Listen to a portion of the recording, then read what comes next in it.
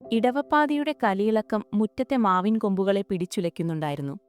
വടക്കിന്നിയിലെ പഴകിയ ഓടുമേഞ്ഞ മേൽക്കൂരയിൽ മഴത്തുള്ളികൾ വീണു ചിതറുന്ന ശബ്ദം ഒരു വിലാപം പോലെയാണ് മാലതിക്ക് തോന്നിയത്. പുറത്ത് ഇരുണ്ടുമൂടിയ ആകാശം പോലെയായിരുന്നു അവളുടെ ഉള്ളും. പഴമയുടെ ഗന്ധം തങ്ങി നിൽക്കുന്ന ആ തറവാടിന്റെ അകത്തളങ്ങളിൽ മാലതി എന്ന 28കാരിയുടെ നെഞ്ചിടിപ്പിന് പുറത്തെ മഴയേക്കാൾ വേഗമുണ്ടായിരുന്നു. 28 വയസ്സ്. ഒരു പെൺകുട്ടിയെ സംബന്ധിച്ചിടത്തോളം അതൊരു വലിയ സംഖ്യയാണെന്ന് ഓരോ വിവാഹാലോചന വരുമ്പോഴും സമൂഹം അവളെ ഓർമ്മിപ്പിച്ചുകൊണ്ടേയിരുന്നു.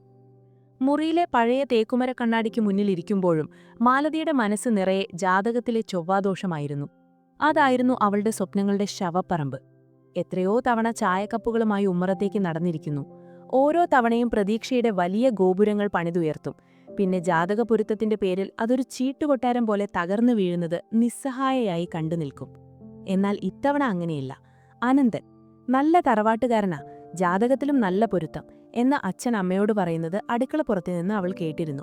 ആ പേരിൽ തന്നെ എന്തോ ഒരു ഐശ്വര്യമുണ്ടെന്ന് അവൾക്ക് തോന്നി. ചേച്ചി, തലയൊന്ന് ഇങ്ങോട്ട് ചരിച്ച് ഈ മുല്ലപ്പൂ കൂടി വെക്കട്ടെ. ചിന്തകളിൽ നിന്ന് അവളെ ഉണർത്തിയത് അനിയത്തി മാലിനിയാണ്. രാവിലെ മുതൽ മാലതിയെ ഒരുക്കുന്ന തിരക്കിലാണവൾ. കസവുസാരിയുടെ ഞൊറികൾ ശരിയാക്കിയും മുടിയിൽ മുല്ലപ്പൂ ചൂടിച്ചും അവൾ ഉത്സാഹം കാണിക്കുന്നു. പക്ഷേ കണ്ണാടിയിലൂടെ മാലതി മറ്റൊന്നുകൂടി ശ്രദ്ധിച്ചു. മാലിനിയുടെ മുഖത്ത് പതിവില്ലാത്ത ഒരു വെപ്രാളം നിഴലിക്കുന്നുണ്ട്. അവളുടെ മൊബൈൽ ഫോൺ കട്ടിലിൽ കിടന്ന് ഇടയ്ക്കിടെ വിറയ്ക്കുന്നു. ഓരോ തവണ സ്ക്രീൻ തെളിയുമ്പോഴും മാലിനിയുടെ കണ്ണുകളിൽ ഭയം നിറയുന്നതും അവൾ വേഗത്തിൽ ഫോൺ സൈലന്റാക്കി കമഴ്ത്തിവെക്കുന്നതും മാലതി കണ്ടു. ആരാ മാളു അത്? രാവിലെ മുതൽ ഫോണിന് വിശ്രമമില്ലല്ലോ, മാലതി സംശയത്തോടെ ചോദിച്ചു. മാലിനി ഒന്ന് ഞെട്ടി. പിന്നെ പെട്ടെന്നൊരു ചിരി വരുത്തിക്കൊണ്ട് പറഞ്ഞു, ഏയ്, അത് കോളേജിലെ കൂട്ടുകാരാ ചേച്ചി, ഓരോരോ തമാശകൾ അയക്കുന്നതാ. ചേച്ചി അതൊന്നും നോക്കണ്ട, വന്ന കാര്യം നോക്ക്. അവൾ ഒഴിഞ്ഞുമാറി. മാലിനിയുടെ കൈകൾ വിറയ്ക്കുന്നുണ്ടായിരുന്നോ? മാലതിക്ക് തോന്നി. പക്ഷെ ആ നിമിഷം അതേക്കുറിച്ച് കൂടുതൽ ചിന്തിക്കാൻ മാലതിക്ക് കഴിഞ്ഞില്ല. ഉമ്മറത്ത് കാർ വന്നു നിൽക്കുന്ന ശബ്ദം കേട്ടതോടെ അവളുടെ ഹൃദയമിടിപ്പ് വീണ്ടും വർദ്ധിച്ചു. വരാൻ പോകുന്ന അതിഥിയെക്കുറിച്ചുള്ള ആകാംക്ഷയിൽ അനിയത്തിയുടെ ആ കള്ളത്തരം അവൾ സൗകര്യപൂർവ്വം മറന്നു. മുറ്റത്തെ ചെളിവെള്ളത്തിലൂടെ ടയറുകൾ ഉരുളുന്ന ശബ്ദം കേട്ടതും തറവാട്ടിലെ സംസാരങ്ങളെല്ലാം പെട്ടെന്ന് നിലച്ചു. കനത്ത നിശബ്ദത ആ വീടിനെ വിഴുങ്ങി. ഉമ്മറത്ത് രാഘവൻ നായർ ഉരസി കഴുകിയതുപോലുള്ള വെള്ളമുണ്ടും ഷർട്ടും ധരിച്ച് വിനയത്തോടെ കൈകെട്ടി നിൽക്കുന്നുണ്ടായിരുന്നു. അമ്മ സാരി തലപ്പുകൊണ്ട് മുഖം തുടച്ച് വാതിലിനു പിന്നിൽ ഒഴിച്ചു നിന്നു. ഒരു വെളുത്ത കാർ മുറ്റത്ത് വന്നു നിന്നു. അതിൽ നിന്ന് ഇറങ്ങി വന്ന അനന്തനെ മാലതി ജനൽ വിടവിലൂടെ കൗതുകത്തോടെ നോക്കി. ഫോട്ടോയിൽ കണ്ടതിനേക്കാൾ ഗാംഭീര്യമുണ്ട് നേരിൽ കാണുമ്പോൾ. കറുത്ത ഷർട്ടും കസവും മുണ്ടും ധരിച്ച് ഉയരമുള്ള ഒതുങ്ങിയ ശരീരപ്രകൃതിയുള്ള യുവാവ്. പക്ഷെ പെണ്ണ് കാണാൻ വരുന്ന ഒരാളുടെ മുഖത്തുണ്ടാകേണ്ട നാണമോ ആകാംക്ഷയോ അയാളുടെ മുഖത്തില്ലായിരുന്നു. മറിച്ച് എന്തോ ഒരു തീരുമാനം ഉറപ്പിച്ചു വന്നതുപോലെ മുറുകിയ മുഖഭാവമായിരുന്നു അയാൾക്ക്. കുട്ടി, ചായയുമായി ഇങ്ങോട്ട് വരൂ. അച്ഛന്റെ വിളി കേട്ടതോടെ മാലതി ഞെട്ടി. കയ്യിലൊരു ക്രിയയുമായി ഉമ്മറത്തേക്ക് നടക്കുമ്പോൾ മാലതിയുടെ കാലുകൾ വിറയ്ക്കുന്നുണ്ടായിരുന്നു. പാദസരങ്ങളുടെ കിലുക്കം പോലും ആ നിശബ്ദതയിൽ വലിയ ഒച്ചയായി അവൾക്ക് തോന്നി. അവൾ ചായക്കപ്പുകൾ ടീപ്പോയിൽ വെച്ചു. വിറയ്ക്കുന്ന കൈകളോടെ അനന്തന് നേരെ ചായ നീട്ടി. അനന്തൻ ചായ എടുത്തു. പക്ഷേ അയാളുടെ കണ്ണുകൾ മാലതിയുടെ മുഖത്തായിരുന്നില്ല. അത് ഉമ്മറത്തിന്റെ ഇരുണ്ട മൂലകളിലേക്കും അകത്തെ മുറിയുടെ വാതിലിലേക്കും അലഞ്ഞു നടക്കുകയായിരുന്നു. ആ നോട്ടത്തിൽ ഒരു തിരച്ചിലുണ്ടായിരുന്നു. വധുവിനെയല്ല, മറ്റാരെയോ തിരയുന്ന അസ്വസ്ഥമായ നോട്ടം. മാലതിയുടെ നേരെ ഒരു ചിരി പോലും അയാൾ സമ്മാനിച്ചില്ല. ആ അവഗണന അവളുടെ നെഞ്ചിലൊരു മുള്ളുപോലെ തറച്ചു. ചായ കുടിച്ചു തീർന്നതും മുതിർന്നവർ സംസാരിക്കു തുടങ്ങും മുൻപേ അനന്തൻ എഴുന്നേറ്റു. എനിക്ക് കുട്ടിയോടൊന്ന് തനിച്ചു സംസാരിക്കണം. അതൊരു പതിവ് രീതിയായതുകൊണ്ട് അച്ഛനും കാരണവന്മാരും സമ്മതിച്ചു. അതിനെന്താ, ആ വരാന്തയുടെ അറ്റത്തേക്ക് മാറി നിന്ന് സംസാരിച്ചോളൂ, അച്ഛൻ പറഞ്ഞു. അവർ വരാന്തയുടെ ഒരറ്റത്തേക്ക് മാറി നിന്നു. മഴയുടെ ഇരമ്പൽ അവിടെ കുറവായിരുന്നു. മാലതി തലകുനിച്ച് കാലുകൊണ്ട് തറയിൽ ചിത്രം വരച്ചു നിന്നു. പേര് ചോദിക്കുമോ? ഇഷ്ടങ്ങളെക്കുറിച്ച് പറയുമോ? മാലതി. അനന്തന്റെ ശബ്ദം ഗൗരവകരമായിരുന്നു. അതിൽ പ്രണയത്തിന്റെയോ കാര്യഗൗരവത്തിന്റെയോ അംശമില്ലായിരുന്നു. അതൊരു വിധി പ്രസ്താവനം പോലെ തോന്നി. ഞാനിവിടെ വന്നത് നിങ്ങളെ പെണ്ണു കാണാനല്ല, എനിക്ക് നിങ്ങളെ വിവാഹം കഴിക്കാനും താൽപ്പര്യമില്ല. മാലതി ഞെട്ടിത്തറിച്ചുപോയി. മുഖത്തേക്ക് നോക്കാൻ പോലും ധൈര്യമില്ലാതെ അവൾ നിന്നു. പിന്നെ എന്നവളുടെ ശബ്ദം തൊണ്ടയിൽ കുരുങ്ങി. എനിക്കിഷ്ടം മാലിനിയെയാണ്, നിങ്ങളുടെ അനിയത്തി മാളുവിനെയാണ്, അനന്തനൊരു കൂസലുമില്ലാതെ പറഞ്ഞു. ഞങ്ങളിത് നേരത്തെ തീരുമാനിച്ചതാണ്. നേരിട്ട് വന്നാൽ അച്ഛൻ സമ്മതിക്കില്ല. ഇങ്ങനെ പെണ്ണു കാണാനെന്ന വ്യാജേന വന്നാൽ കാര്യങ്ങൾ തുറന്നു പറയാനൊരു അവസരം കിട്ടുമെന്ന് മാളു തന്നെയാണ് പറഞ്ഞത്. അതുകൊണ്ടാണ്. മാലതിക്ക് തല കറങ്ങുന്നതുപോലെ തോന്നി. ചുറ്റുമുള്ള ലോകം വട്ടം കറങ്ങുന്നതുപോലെ തോന്നി. അനന്തൻ പറയുന്നത് സത്യമാണോ? സ്വന്തം അനിയത്തി, തന്നെ അണിയിച്ചൊരുക്കിയവൾ. രാവിലെ മുതൽ മുഖത്ത് കണ്ട ആ കള്ളലക്ഷണങ്ങളുടെ അർത്ഥം ഇപ്പോഴാണ് മാലതിക്ക് മനസ്സിലായത്. അവൾ തന്നെ ഒരുക്കിയത് വിവാഹത്തിനല്ല, സ്വന്തം ചേച്ചിയുടെ അപമാനത്തിന് സാക്ഷിയാകാനായിരുന്നു. എന്താ അവിടെ ഒരു സംസാരം? അച്ഛന്റെ ചോദ്യം വരാന്തയിലെ നിശബ്ദതയെ ഭേദിച്ചു. മാലതിയുടെ മുഖം വിളറി വെളുത്തിരിക്കുന്നത് കണ്ട് രാഘവൻ നായർക്ക് കാര്യം പന്തിലേടാണെന്ന് തോന്നി. അനന്തൻ മടിച്ചു നിന്നില്ല. അയാൾ മാലതിയെ അവിടെ തന്നെ നിർത്തി നേരെ അച്ഛന്റെയും കാരണവന്മാരുടെയും അടുത്തേക്ക് നടന്നു. അയാളുടെ മുഖത്ത് കുറ്റബോധമായിരുന്നില്ല, മറിച്ച് ഒരു പോർവിളിക്ക് തയ്യാറായവന്റെ ധാർഷ്ട്യമായിരുന്നു. രാഘവൻ നായരെ, അനന്തൻ വിളിച്ചു. ആ വിളിയിൽ ബഹുമാനത്തിന്റെ കണിക പോലുമില്ലായിരുന്നു. എനിക്ക് മാലതിയെ വിവാഹം കഴിക്കാൻ പറ്റില്ല. ഞാൻ സ്നേഹിക്കുന്നത് നിങ്ങളുടെ ഇളയ മകൾ മാലിനിയെയാണ്. ആ വാക്കുകൾ ആ തറവാട്ടിൽ ഒരു വലിയ സ്ഫോടനം പോലെയാണ് മുഴങ്ങിയത്. ഉമ്മറത്തിരുന്ന കാരണവന്മാർ ഞെട്ടിത്തറിച്ചു. ചായക്കപ്പ് ടീപ്പോയിൽ വെച്ചാൻ പോയ അമ്മയുടെ കയ്യിൽ നിന്ന് അത് വഴുതി താഴെ വീണുടഞ്ഞു. എടാ, അച്ഛൻ വിറച്ചുകൊണ്ട് കസേരയിൽ നിന്ന് എഴുന്നേറ്റു. അവിശ്വസനീയതയും കോപവും കൊണ്ട് അദ്ദേഹത്തിന്റെ കണ്ണുകൾ ചുവന്നു. എന്റെ വീട്ടിൽ വന്ന് എന്റെ പെൺകുട്ടികളെ അപമാനിക്കാൻ നിനക്ക് ധൈര്യമോ? അപമാനിച്ചതല്ല, സത്യം പറഞ്ഞതാണ്. ഞാനും മാലിനിയും കഴിഞ്ഞ 2 വർഷമായി പ്രണയത്തിലാണ്. അനന്തൻ വിട്ടുകൊടുക്കാൻ തയ്യാറായില്ല. നിർത്തടാ, അച്ഛൻ അലറി. ആ ശബ്ദം വീടിന്റെ ചുമരുകളെപ്പോലും വിറപ്പിച്ചു. എന്റെ മൂത്ത മകൾ പുരം നിറഞ്ഞു നിൽക്കുമ്പോൾ ഇളയവളെ കെട്ടിക്കാൻ എനിക്ക് സൗകര്യമില്ല. നീയും നിന്റെ കൂടെ വന്നവരും ഇപ്പൊ തന്നെ ഇറങ്ങിക്കോണം എന്റെ വീട്ടിൽ നിന്ന്. അപ്പോഴാണ് അകത്തെ മുറിയിൽ നിന്നൊരു കരച്ചിൽ കേട്ടത്. മാലിനിയായിരുന്നു. അവൾ ഓടി വന്ന് അനന്തന്റെ കയ്യിൽ മുറുകെ പിടിച്ചു. അച്ഛാ, അനന്തേട്ടനെ ഇറക്കി വിടരുത്. അനന്തേട്ടൻ പോവുകയാണെങ്കിൽ ഞാനും കൂടെ പോകും. ഞങ്ങൾ അത്രയ്ക്കിഷ്ടത്തിലാണ്. അച്ഛൻ സ്തംഭിച്ചുപോയി. സ്വന്തം മകൾ, താൻ താലോലിച്ചു വളർത്തിയ ഇളയ മകൾ, ഒരു അന്യപുരുഷന്റെ കയ്യിൽ പിടിച്ച് തനിക്കെതിരെ നിൽക്കുന്നു. മാളു, അമ്മ നെഞ്ചത്തടിച്ച് കരഞ്ഞു തുടങ്ങി. നീ എന്താ ഈ പറയുന്നത്? നിന്റെ ചേച്ചി ഇവിടെ നിൽക്കുമ്പോൾ? എനിക്ക് ചേച്ചിയുടെ കാര്യം നോക്കാൻ പറ്റില്ല അമ്മേ. ഇതെന്റെ ജീവിതമാണ്. മാലിനി വാശിപിടിച്ചു. മാലതി വരാന്തയുടെ തൂണിൽ ചാരി എല്ലാം കാണുന്നുണ്ടായിരുന്നു. അവളുടെ കാതുകളിൽ ഒരു മൂളൽ മാത്രം. സ്വന്തം അനിയത്തിയുടെ വാക്കുകൾ ഓരോന്നും അവളെ ജീവനോടെ കൊല്ലുകയായിരുന്നു. താൻ ഇത്രയും നാൾ സ്നേഹിച്ച, വാത്സല്യം നൽകിയ അനിയത്തിക്ക് തന്റെ സങ്കടങ്ങളെക്കാൾ വലുത് അവളുടെ ജീവിതം മാത്രമായിരുന്നു. ആ തിരിച്ചറിവായിരുന്നു അനന്തന്റെ തിരസ്കരണത്തേക്കാൾ മാലതിയെ വേദനിപ്പിച്ചത്. രാഘവൻ നായരുടെ നിയന്ത്രണം പൂർണ്ണമായും നഷ്ടപ്പെട്ടു. അപമാനത്തിന്റെ കനലുകൾ അദ്ദേഹത്തിന്റെ സിരകളിൽ ആളിക്കത്തി. നാട്ടുകാരുടെയും ബന്ധുക്കളുടെയും മുന്നിൽ തല കുനിക്കേണ്ടി വന്നതിന്റെ അമർഷം അദ്ദേഹത്തെ ഒരു ഭ്രാന്തനെ പോലെയാക്കി. നിനക്കെന്റെ മാനം കളയണമല്ലടി, നിന്നെ ഞാൻ ഇന്ന് എന്ന് ആക്രോശിച്ചുകൊണ്ട് അദ്ദേഹം മാലിനിക്ക് നേരെ പാഞ്ഞു. കൈത്തളം വായുവിലുയർന്നു. തറവാട്ടിലെ തൂണുകൾ പോലും വിറച്ചുപോകുന്ന അലർച്ചയായിരുന്നു അത്.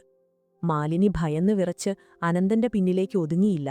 പകരം അവൾ കണ്ണുകൾ ഇറുക്കിയടച്ച് ആ അടി ഏറ്റുവാങ്ങാൻ നിന്നു. അമ്മ, അയ്യോ എന്ന് നിലവിളിച്ചുകൊണ്ട് മുഖം പൊത്തി. വീട് മുഴുവൻ സ്തംഭിച്ചുപോയ, ശ്വാസം നിലച്ചുപോയ നിമിഷം. പക്ഷേ ആ അടി വീണില്ല. വായുവിലുയർന്ന അച്ഛന്റെ കൈത്തണ്ടയിൽ മറ്റൊരു കൈ ഉരുക്കുപോലെ മുറുകെ പിടിച്ചിരുന്നു. എല്ലാവരും ഞെട്ടിത്തിരിഞ്ഞു നോക്കി. മാലതി! അച്ഛന്റെ കൈ തടഞ്ഞു നിർത്തിയിരിക്കുന്നത് മാലതിയാണ്. അവളുടെ മുഖത്ത് സങ്കടമോ ഭയമോ ആയിരുന്നില്ല, മറിച്ച് കത്തുന്ന തീയുടെ തിളക്കമായിരുന്നു. ആ കണ്ണുകളിൽ ഇതുവരെ ആരും കാണാത്ത ഒരു ധൈര്യം നിറഞ്ഞു നിന്നിരുന്നു. വേണ്ട അച്ഛാ. മാലതിയുടെ ശബ്ദം ശാന്തമായിരുന്നു, പക്ഷെ അതിൽ പാറ പോലെ ഉറച്ച തീരുമാനമുണ്ടായിരുന്നു. അവളെ തല്ലിയിട്ട് കാര്യമില്ല. അച്ഛന്റെ ഈ ദേഷ്യം കൊണ്ട് ഇനി ഒന്നും നേടാനില്ല. അച്ഛൻ അവിശ്വസനീയതയോടെ മാലതിയെ നോക്കി. നീ ഇവൾക്ക് വേണ്ടി സംസാരിക്കുകയാണോ മാലതി? സ്വന്തം ചേച്ചിയുടെ ജീവിതം വെച്ച് കളിച്ച, ഈ തറവാടിന്റെ മാനം കപ്പൽ കയറ്റിയ ഇവളെ? അച്ഛന്റെ വാക്കുകൾ കിതപ്പിൽ മുറിഞ്ഞു. മാലതി അച്ഛന്റെ കൈ പതുക്കെ താഴേക്ക് വെച്ചു. എന്നിട്ട് തിരിഞ്ഞ് മാലിനിയെ ഒന്ന് നോക്കി. മാലിനി തലകുനിച്ച് നിൽക്കുകയാണ്. മാലതിയുടെ നോട്ടം മാലിനിയുടെ വയറിലേക്കാണ് നീണ്ടത്. കഴിഞ്ഞ കുറച്ചു നാളുകളായി രാവിലെകളിൽ മാലിനി കാണിച്ചിരുന്ന അസ്വസ്ഥതകൾ, പുളിയുള്ള മാമിയോടുള്ള കൊതി, ഇടയ്ക്കിടെയുള്ള ഛർദി, മാലതി അതെല്ലാം ഓർത്തെടുത്തു. അന്ന് സംശയിച്ച കാര്യങ്ങൾ ഇന്നവൾക്ക് ഉറപ്പായിരുന്നു. മാലതി എല്ലാവരെയും, പ്രത്യേകിച്ച് അനന്തനെയും ഒന്ന് ഉറ്റുനോക്കി. എന്നിട്ട് ആ സത്യം, ആരും കേൾക്കാൻ ആഗ്രഹിക്കാത്ത ആ സത്യം അവൾ വിളിച്ചു പറഞ്ഞു. അച്ഛൻ ഇവളെ തല്ലിയിട്ടോ കൊന്നിട്ടോ കാര്യമില്ല. ഇവൾ ഗർഭിണിയാണ്. ആ വാക്കുകൾ കേട്ടതും അമ്മ എന്റെ ഭഗവാനെ എന്ന് നിലവിളിച്ചുകൊണ്ട് തറയിലേക്ക് കുഴഞ്ഞു വീണു. അനന്തൻ തല താഴ്ത്തി. അയാളുടെ മുഖത്തെ ധാർഷ്ട്യം അലിഞ്ഞുപോയി. പകരം കുറ്റബോധത്തിന്റെ നിഴൽ വീണു. അച്ഛൻ തകർന്ന് ഒരു മരപ്പാവയെപ്പോലെ കസേരയിലേക്ക് വീണു. അദ്ദേഹത്തിന്റെ കണ്ണുകളിലെ തിളക്കം കെട്ടുപോയിരുന്നു. മാലിനി വിറയ്ക്കുന്നുണ്ടായിരുന്നു. ചേച്ചി ഇതെങ്ങനെ അറിഞ്ഞു എന്ന ഭാവമായിരുന്നു അവളുടെ കണ്ണുകളിൽ. മാലതിയുടെ മൗനം വെറും മൗനമായിരുന്നില്ല, അത് പലതും നിരീക്ഷിക്കുന്നുണ്ടായിരുന്നു എന്നാരും അറിഞ്ഞിരുന്നില്ല. ആ വെളിപ്പെടുത്തലിൽ തറവാടിന്റെ അഭിമാനം മാത്രമല്ല, മാലതിയുടെ ഭാവി കൂടിയാണ് എന്നേക്കുമായി ഇരുണ്ടടഞ്ഞുപോയത്. സത്യം വെളിപ്പെട്ട ആ നിമിഷം തറവാടിന്റെ അകത്തളത്തിൽ മരണം മരവിച്ചു നിൽക്കുന്നതുപോലൊരു നിശബ്ദത തളം കെട്ടി നിന്നു. ആരും ഒന്നും മിണ്ടിയില്ല.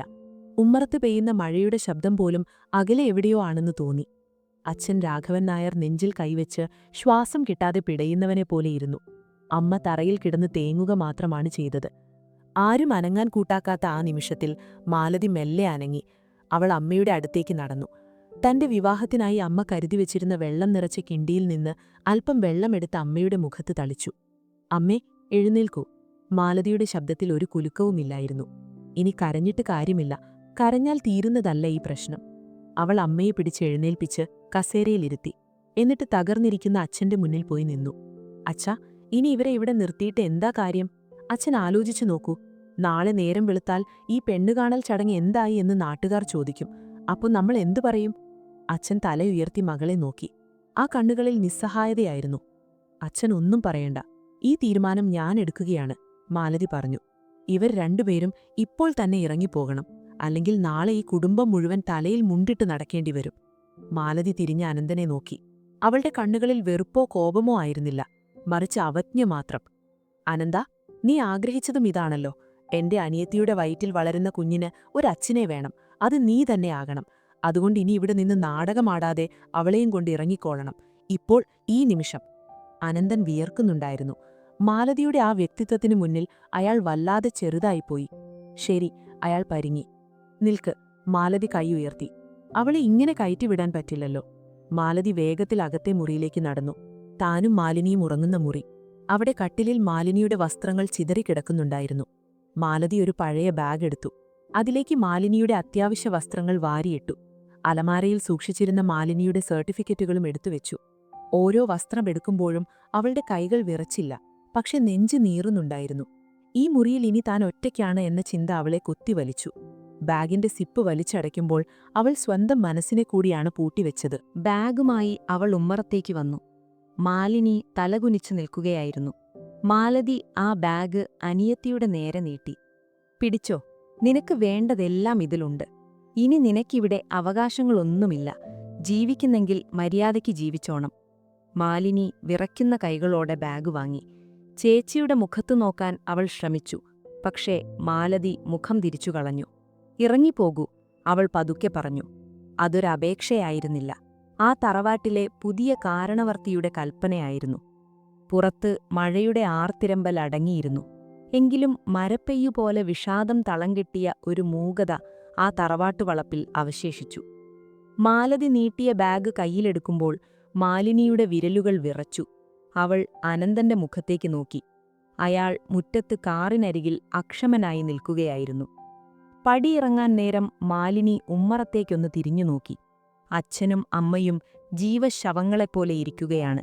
ഒന്ന് യാത്ര ചോദിക്കാൻ, അല്ലെങ്കിൽ ഒരു മാപ്പു പറയാൻ അവളുടെ നാവു പൊങ്ങിയില്ല.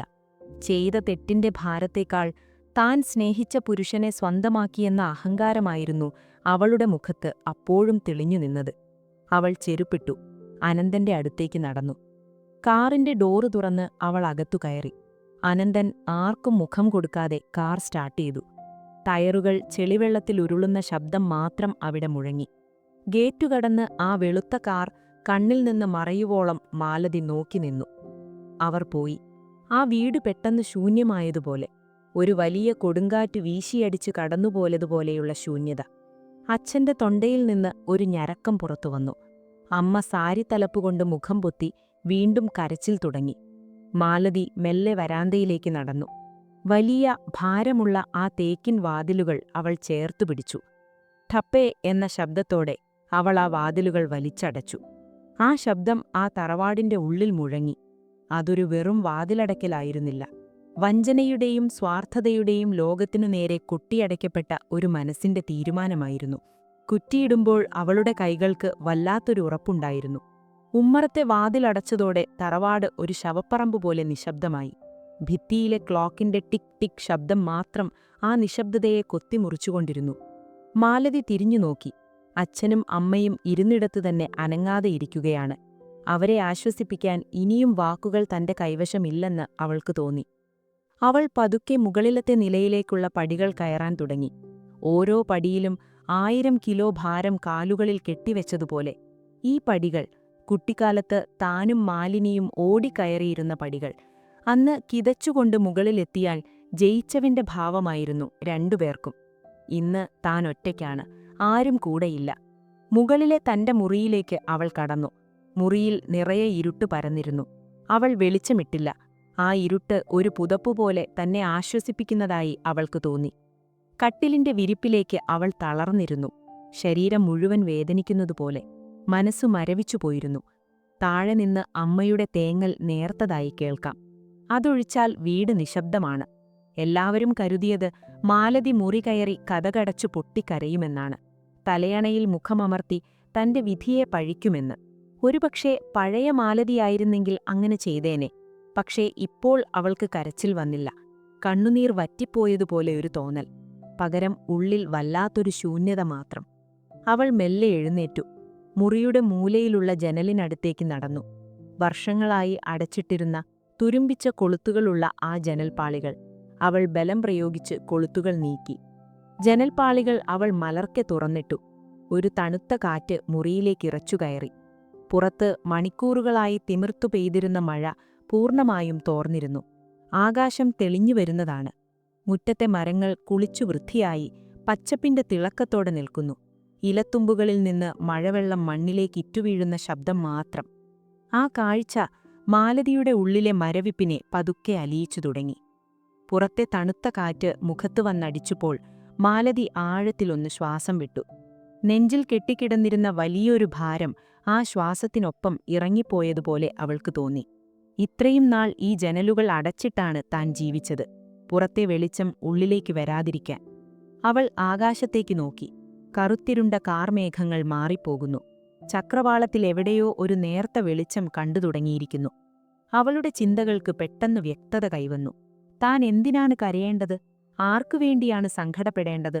അനന്തൻ പോലെ ഒരു വഞ്ചകനായ ഒരാളിൽ നിന്ന്, സ്വന്തം സഹോദരിയെപ്പോലും തിരിച്ചറിയാത്ത, മൂല്യങ്ങളില്ലാത്ത ഒരാളിൽ നിന്ന് താൻ രക്ഷപ്പെട്ടതല്ലേ? ജാലകത്തിനു പുറത്തെ മാവിൻ കൊമ്പിൽ നിന്ന് ഒരു പക്ഷി ചിറകുകൾ കുടഞ്ഞു പറന്നുയരുന്നത് അവൾ കണ്ടു. അവൾ ഓർത്തു, ചൊവ്വാദോഷം. ഇത്രയും നാൾ എല്ലാവരും, താൻ പോലും കരുതിയത് അതൊരു ശാപമാണെന്നാണ്. തന്റെ വിവാഹം മുടക്കുന്ന വില്ലൻ. അല്ല എന്നവൾ അറിയാതെ പറഞ്ഞുപോയി. അതൊരു ശാപമായിരുന്നില്ല, മറിച്ചൊരു കാവലായിരുന്നു. യോഗ്യതയില്ലാത്തവരിൽ നിന്ന് എന്നെ കാത്തുരക്ഷിച്ച കവചം. ഇന്നീ വിവാഹം നടന്നിരുന്നെങ്കിലോ? ജീവിതകാലം മുഴുവൻ സ്നേഹമില്ലാത്ത മറ്റൊരു സ്ത്രീയോട് മനസ്സുള്ള ഒരാളുടെ കൂടെ താൻ നരകിക്കേണ്ടി വന്നേനെ. ആ നരകത്തിൽ നിന്ന് ദൈവം തന്നെ കൈപിടിച്ചു കയറ്റിയിരിക്കുന്നു. നന്ദിയുണ്ട് ദൈവമേ. അവളുടെ വാക്കുകളിൽ ഇടർച്ചയുണ്ടായിരുന്നില്ല. താഴെ അച്ഛനും അമ്മയുമുണ്ട്. തളർന്നുപോയ 2 ജന്മങ്ങൾ. അവർക്കിനി താനേയുള്ളൂ. ഇതുവരെ ജീവിച്ചത് ആർക്കൊക്കെയോ വേണ്ടിയായിരുന്നു. ഇനി അങ്ങനെയല്ല. മാലതിയുടെ വിരലുകൾ ജനൽ കമ്പികളിൽ മുറുകി. അവളുടെ കണ്ണുകളിൽ ഭയം മാഞ്ഞുപോയിരുന്നു. മേഘങ്ങൾക്കിടയിലൂടെ സൂര്യന്റെ ആദ്യത്തെ രശ്മി ആ മുറ്റത്തേക്ക് വീണു. അത് മാലതിയുടെ മുഖത്തും പ്രകാശിച്ചു. അവളുടെ ചുണ്ടിൽ ഒരു പുഞ്ചിരി വിരിഞ്ഞു. അത് തോൽവിയുടെ ചിരിയായിരുന്നില്ല. വലിയൊരു ദുരന്തത്തിൽ നിന്ന് തലനാരിണയ്ക്ക് രക്ഷപ്പെട്ടവളുടെ, സ്വന്തം കാലിൽ നിൽക്കാൻ പഠിച്ചവളുടെ, പുതിയൊരു ജീവിതം മുന്നിൽ കാണുന്നവളുടെ ആത്മവിശ്വാസമുള്ള പുഞ്ചിരിയായിരുന്നു അത്. ജാലകത്തിനപ്പുറം പുതിയൊരു ലോകം അവളെ കാത്തിരുന്നുണ്ടായിരുന്നു. ഇനിയുള്ള യാത്ര ഒറ്റയ്ക്കായിരിക്കാം, പക്ഷേ അത് തലയുയർത്തി തന്നെയായിരിക്കും.